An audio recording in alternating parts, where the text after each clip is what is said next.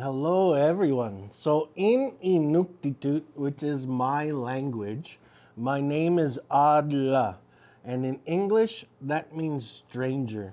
I also don't have a last name anymore, so there's like no need to call me Mr. or Sir. You can just straight up call me stranger. It is so much so my name that like I even have it tattooed across my knuckles, right? So honestly, just call me stranger because that's my name. And why am I with you guys today? Well, I'm here to talk about Inuit culture and more importantly about Inuit tradition and tradition then and tradition now. So, a long time ago, Inuit needed to survive up in the Arctic, and we live in an environment where there are no trees. So, we needed to make a lot of things that allowed us to survive in the Arctic. So, living in a world of snow, you gotta stay warm and you gotta stay dry, right? So, when it came time to make boots, we made them out of sealskin because sealskin is waterproof and it's also kind of warm too. So it kept our feet dry and it kept our feet warm. On the bottom part, we took all the hair off because that made it more grippy on the ice and the snow. But on the top part, we left the fur on because it just looks nice, right? So we had to hand sew our own boots, and then we had to hand sew our own mitts, and again made from sealskin because it's waterproof. So you can handle almost anything with it, and your hand would stay dry and your hand would stay warm.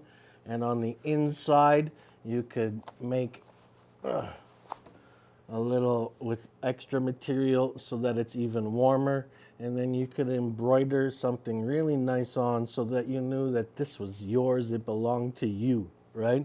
Because Inuit, a long time ago, we didn't have a written language, so it's not like we could write our name on our glove and say this is mine.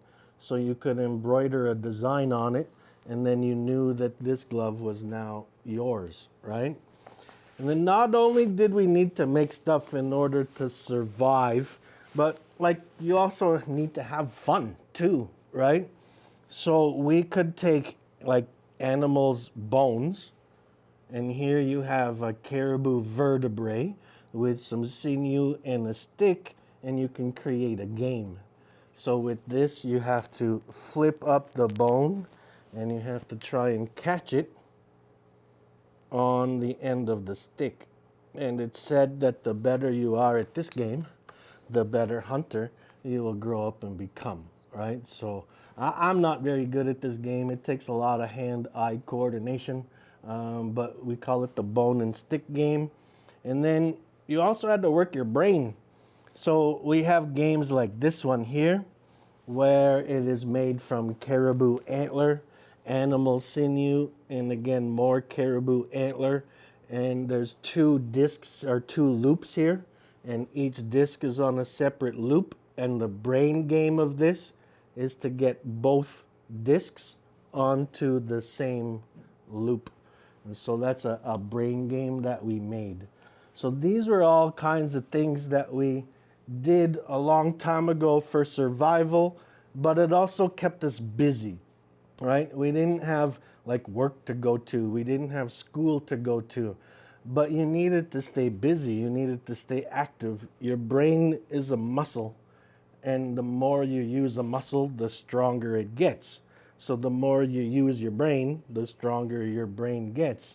So doing something like this or something like a brain game actually helps with survival too, right?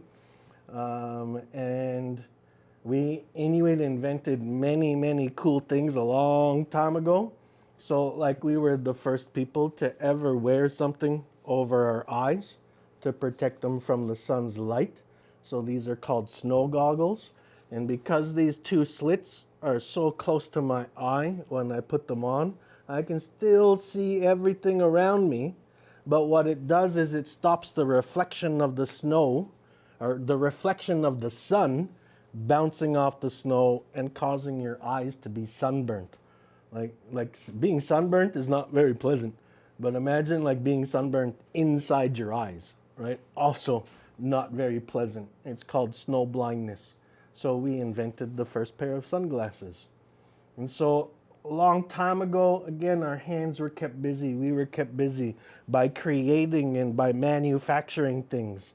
But now we have like Gore-Tex and we have like Adidas and we have all these other companies that make these things for us. So we tend to get bored, right? And so Inuit, we are like craftsmen. We like to make things. We like to keep busy.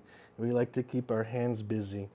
So we're going to switch out this table for another table, and I'm going to show you some of the traditional things that Inuit do now in order to keep our hands busy, because it's what we were used to all the time anyways. All right, so we switched out the tables where I had all the traditional furs and stuff and some of the games, and now I've switched out to this table. So a long time ago, we were making clothes, we were making tools, we were making transportation, and we were constantly busy. We were constantly working with our hands. But now, like I said, modern technology, modern tools, we can go out and buy things. But as Inuit, like, we lived in igloos until 1969. So, like, we're still very connected to the past and to our traditions and to our old ways. And so in order for me to like stay busy and to stay out of trouble and to have fun, I craft and I make things. So these are some of the tools of my trade that I do. So here you have crochet needles that I use to make, toques, which I left over there. And I'm actually going to go get it and show you. So with these crochet hooks and some yarn, I can make a traditional Inuit styled hat, and we call them pang hats because the style of the hat comes from Pangnertung, which is an Inuit community, and they've made their hats this way for a really, really long time.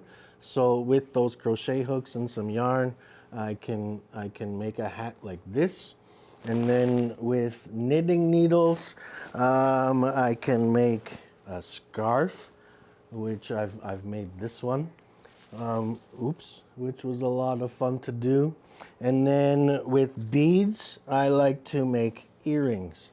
And so these earrings, these two are special. So the ulu is a strength. It's a traditional woman's knife. It's also a sign of resilience and strength. And so I made these earrings with the ulus. And then these ones are made with the colors of the Labrador flag. And then these ones are made with the colors of the Nunavut flag. And then you can also get creative. You don't have to make something with an ulu or a traditional scene, and you can make it into something like geometric, like I did with these ones. And then I also do cross stitch, and like I'm a huge Adidas fan, so there's my cross-stitched Adidas shoe that I did. And then I didn't make this one, but once you get really, really good at beading, you can make something like this. So a lot of people know Star Wars. I'm a huge Star Wars fan, and the best character ever created in the world was Boba Fett. So I had this one custom made for me by an amazing beader. So once you get really good, you can do stuff like this, right? So I'm gonna like quickly attempt to show you guys how to start beading an earring. And I will share with the school board the pattern to make just a ulu earring with two colors so that you guys can try and make your own earrings. So I went out and I bought these perler beads. These are beads that you normally put on like a structure, and then you use an iron to melt them together, and you can make something out of them. But what I like about them is they're all cut the same size and they're all cut the same shape. So you can use them to practice beading, because I'll show you the size difference. This is a perler bead, and this, I'll pick one that you can see on camera, hopefully. So in my, oh, there it goes. In my finger, on my fingertip, there's one delica bead, and then next to it, hopefully that camera can pick that up. Next to it is one perler bead. So you can see the size difference. It's a lot easier to practice with the big ones. And once you get good at what you're doing, then you can switch to the smaller beads.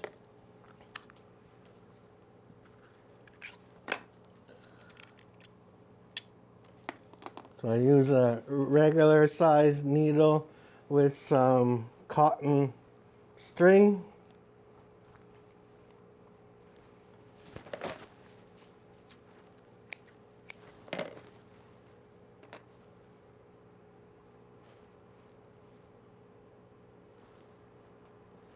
This is the hardest part of doing this, is getting the string in the needle.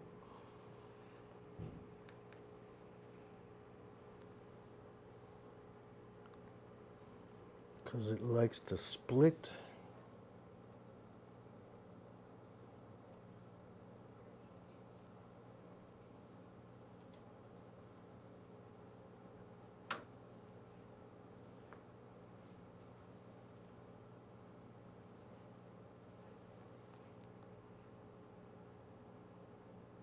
Come on.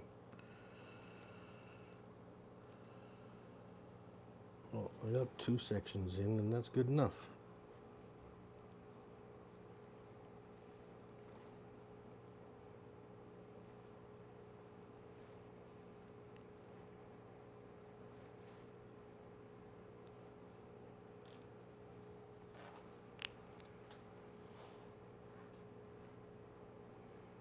So now what I'm going to do is I'm going to have the dark beads be my ulu and the yellow beads be the outside. So I'm going to take 3 of the gray beads and I'm going to slide them all the way down my string. So there you have 3 beads.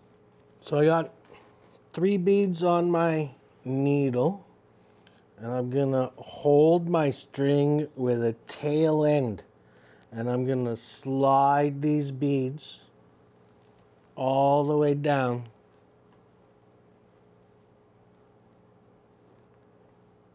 But I'm gonna keep that tail end. I'm not gonna put the beads all the way to the end. And then I'm gonna take my needle and I'm going to put it up through all 3 of those beads again. And then I'm going to pull my string right through. And it makes a nice line. And you can see the thread here on the outside, and then the 3 beads in a row. But what I want to do now is I want to take my needle and I want to go in just the first bead only. So this time, instead of going through all 3, I'm going through only the first bead, and I'm going to pull the string all the way through again.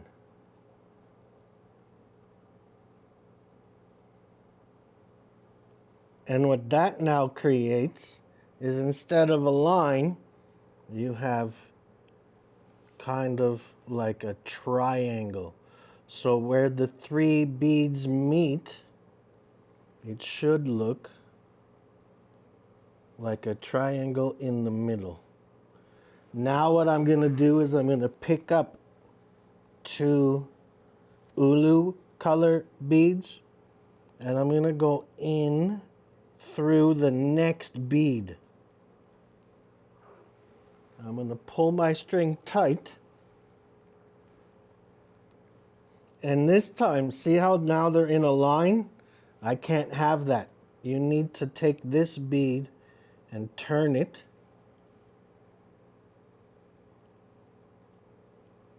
so that they make what's called a herringbone. That's called the herringbone stitch, and see how they kind of line up diagonally. That's what you want. So I'm going to take 2 more beads and I'm going to repeat.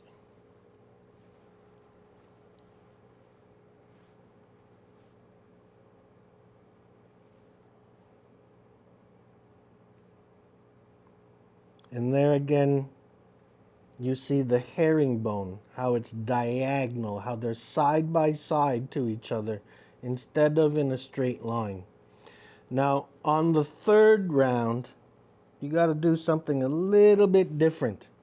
Instead of going up just 1 bead, I'm back at the beginning. So what I need to do now is I need to go up through 2 beads and pull everything tight again.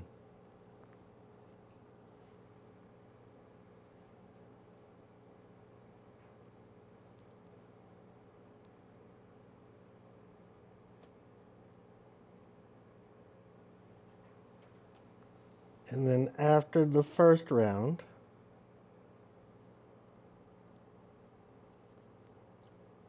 you're left with something that kind of looks like a jumbled mess. And that's okay, because after a few rounds, it'll start to make more and more sense. So it kind of looks like a little flower. You can see the herringbone stitches on each side, and then there's a flat opening. That flat opening is special. So what we're going to do is every time we see a herringbone stitch, we're going to put 2 beads on our needle and go through 1. And we're still on ulu color.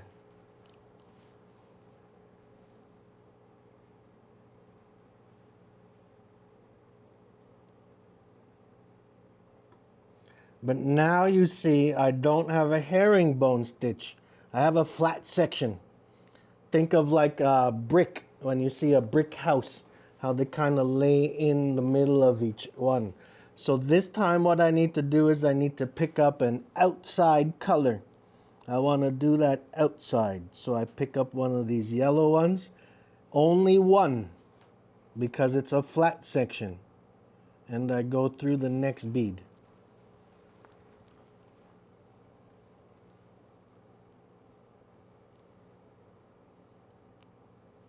Then you can see here I have the herringbone, the diagonal ones.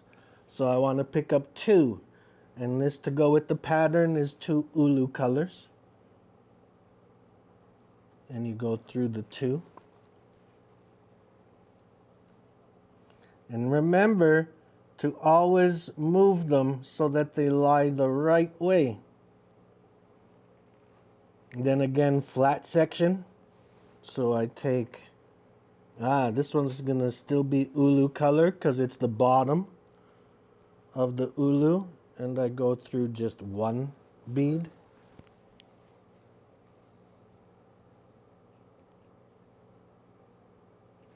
Then herringbone stitch, so I need 2.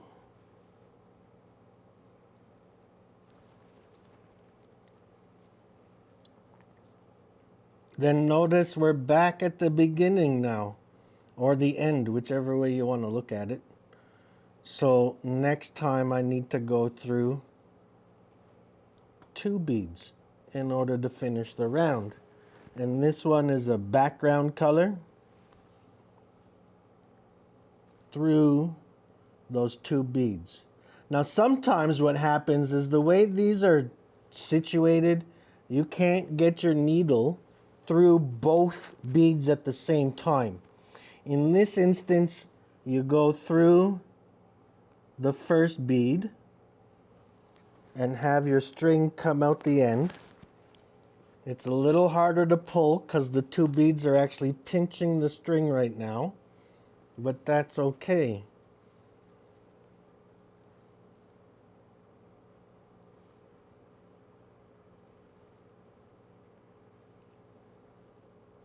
Because once I have the bead where it needs to go, now I can take my needle and put it back up through the second bead without putting anything else on. So that's if it's too tight to get your needle through both beads at the same time, that's how you get around that one, right?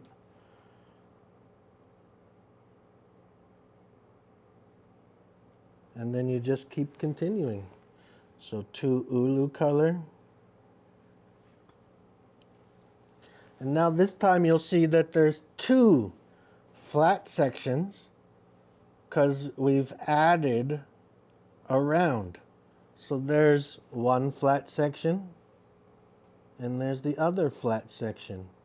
So this time I'm going to take 1 background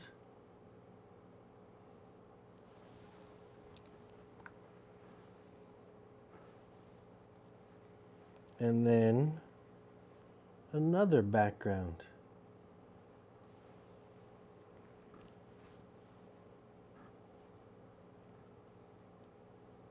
And then here's a herringbone. So I take 2, put it on there, and again, always watch what these 2 beads do. So here they're sitting in a straight line, and I don't want them to do that. If you can't grab them with your fingers, you can grab them with the needle and kind of bend it to where you want it to go.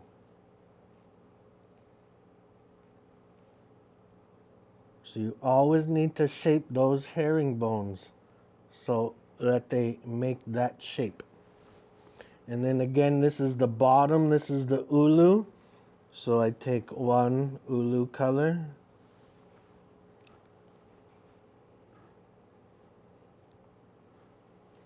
And then another ulu color.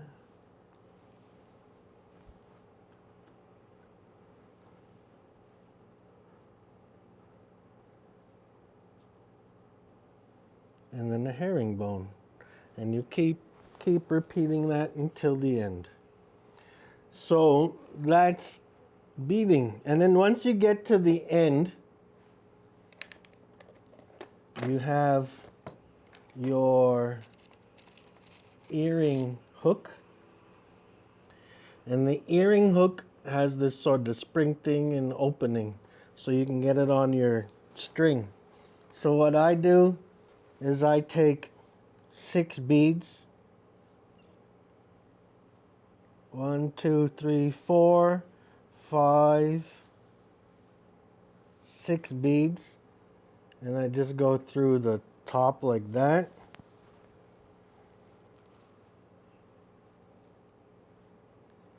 And then I bend them so that there's 3 on each side. And then you can take your earring hook and you can put it on the string. And then you just tie this into the different beads by going through like that, and then going through another one. And then to tie the string off,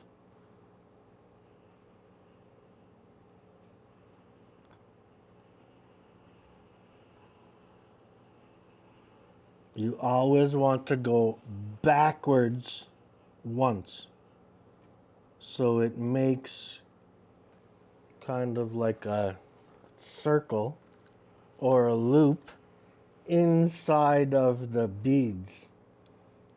And then your string will never come out. And then you cut it off, and then you have a nice beaded ulu earring that you can wear. And once you get good at the pattern and at beading, because it's just repeat, repeat, and repeat, and repeat. Once you get good at it, then you can start doing your own designs in your own patterns. And what's kind of really funny about making a design like this is the first earring actually is quicker than making the second earring, because the first earring you make it as you go, and like this one I just made the pattern up in my head as I went. But then the second earring, you have to make it match the first earring, so it's a little harder. You always got to check back and forth on what you're doing and make sure that they both look the same. So modern tradition, taking old stuff, like always having our hands busy, always creating something, and making it a new tradition, right? So we can combine the old with the new and make something beautiful still, right? And like taking something old and making something new. Here's another example of this. So I didn't make this. A friend of mine made this for me. But when they first got the piece of jewelry, it had no bone on it whatsoever. And so my friend took all of the metal apart and then added, this is raccoon bone, which is pretty cool. So yeah, taking something old and making it something new again is what we're all about. And that's how Inuit have created things since time immemorial. Another old part of Inuit tradition that is making a resurgence and making a comeback is our traditional tattooing. So during times of the residential schooling and stuff, it was almost lost. It was almost forgotten. But thank goodness we're revitalizing it and we're bringing it back. So if you notice, like I'm heavily tattooed. I have like a Boba Fett, Jango Fett tattoo with the Inuktitut writing on it, and that says like father, like son. And then I have like a woman's face on a polar bear, and I have a man's face on a caribou. And you'll notice that like I have other Inuktitut writing on me that says Paniga, which means my daughter.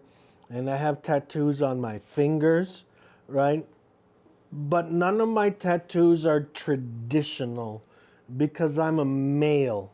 So if you notice, I have piercings here underneath my lips. And I'll send a picture in of me with 2-inch long walrus tusks that I had custom made for my piercings.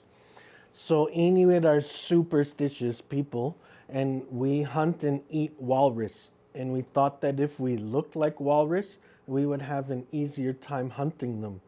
So I had a friend of mine carve me some custom-made walrus tusks. So like using modern tools to make an old traditional thing. So I'll send in pictures of what they used to look like, and then pictures of what mine look like too. And so I'm a male, so I'm pierced instead of being traditionally tattooed. So Inuit women would traditionally get tattooed in 4 places. So they get tattooed on their face, and on their face they get tattooed in 3 different places. So we get V lines tattooed on our forehead, and that's because when we pass away, we believe that our spirit travels through our forehead or travels through that way. So we're like pointing the direction for that. Then we get lines and dots tattooed on our cheek to represent the Kudlik. The Kudlik is a stone oil lamp. It was our only source of fire in the winter time, and we needed it in order to survive. But now we have electricity and we have heating, so we don't need the Kudlik, but it's still a part of our tradition. It's still a part of our culture.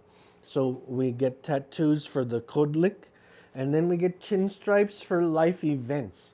So your first chin stripe, you would receive it when you went from being a girl to being a woman.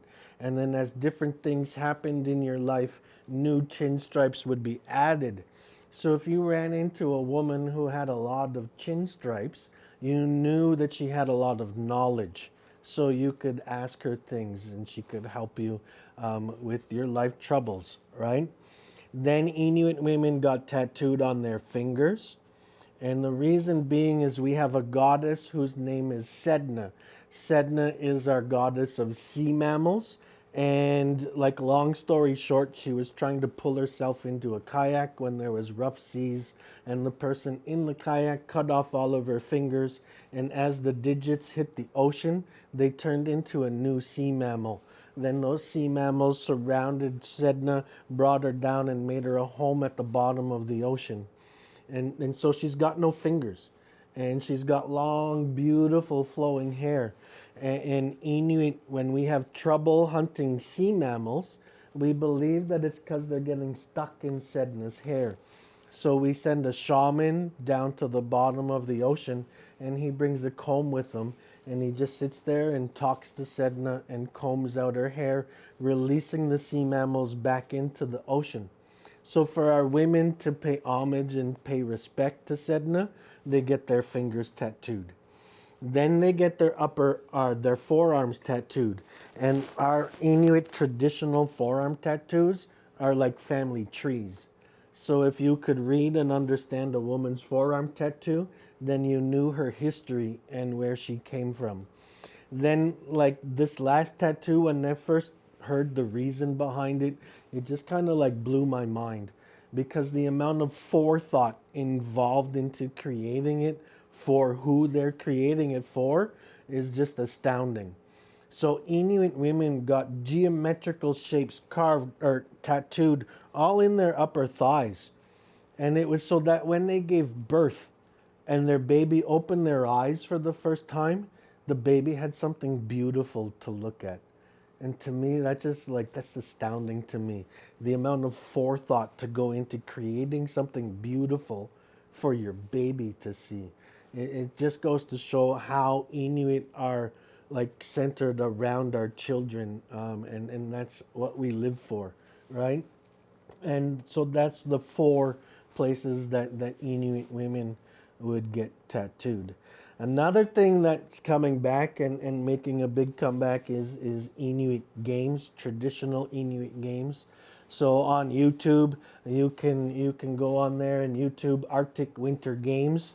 They're held every 2 years, and like our youth, they train for these games, they work out for these games, they practice these games like other people would go and practice hockey or soccer or baseball.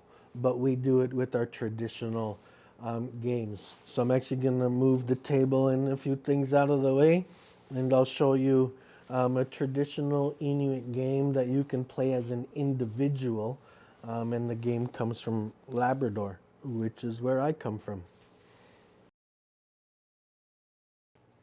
All right, so the Labrador Inuit game of foot to foot is basically skipping rope without a skip rope. So you're going to take one foot, you're going to put it on top of the other foot and try and keep your balance. And then you got to switch them. And then you got to switch them.